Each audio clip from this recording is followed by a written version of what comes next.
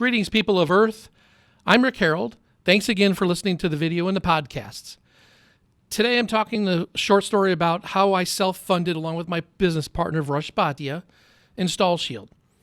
So this was back in 1990, and we had both quit our jobs and decided to start this company. Now, we had actually started the company a couple years earlier and were working after our other jobs each day. And we were creating a mapping product, believe it or not, which was much like Google Maps, except I'll say more crude, only running on Windows. And I'll leave that whole thing to another video because there's some interesting stuff in there in terms of the good and the bad idea of that at the time. But we had self-funded this product. So luckily, both of us were able to live at home. So other than paying for utilities and those kinds of things with my dad, we had to do other work while we were starting the company. So we would build computers, and believe it or not, in the early 90s, you would have a lot of people that make computers like desktops and sell them to other companies. So I remember an architecture company bought one of our computers, a couple of our computers, and we'd make money on that. So we'd take the parts and we'd put the computer together. And it would still be cheaper than if they went to the store at Computerland or whatever they were called back then. We'd also fix printers. I mean, we would do a lot of stuff because that's what you did. And that helped fund ads for our products that we had at the time that we were building.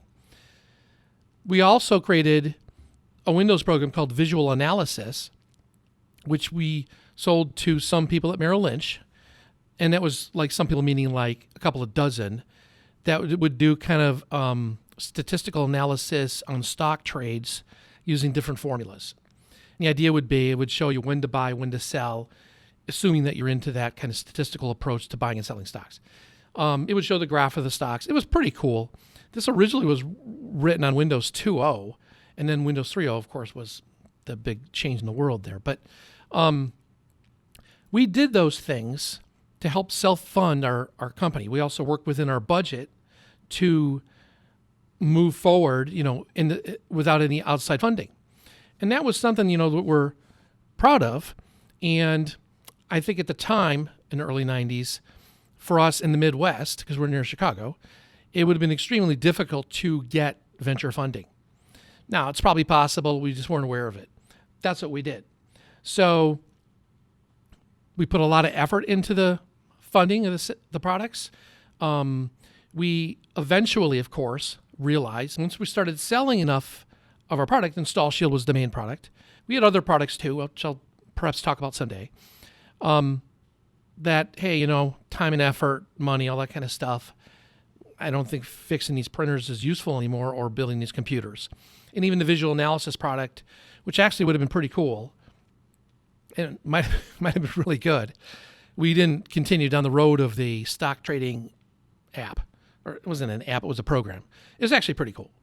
So we started making enough money selling the InstallShield product to be able to self-fund ourselves at that point in time. And it was about 10 years in total before we actually got any venture funding. I'm not going to go into the venture funding now. That's kind of its own topic, and there's lots of interesting stuff there, and I'll talk about that. But this was the boot up process, and it's something that we did a lot of effort, and something, frankly, that we had to do because we didn't have any other choice if we wanted to do that.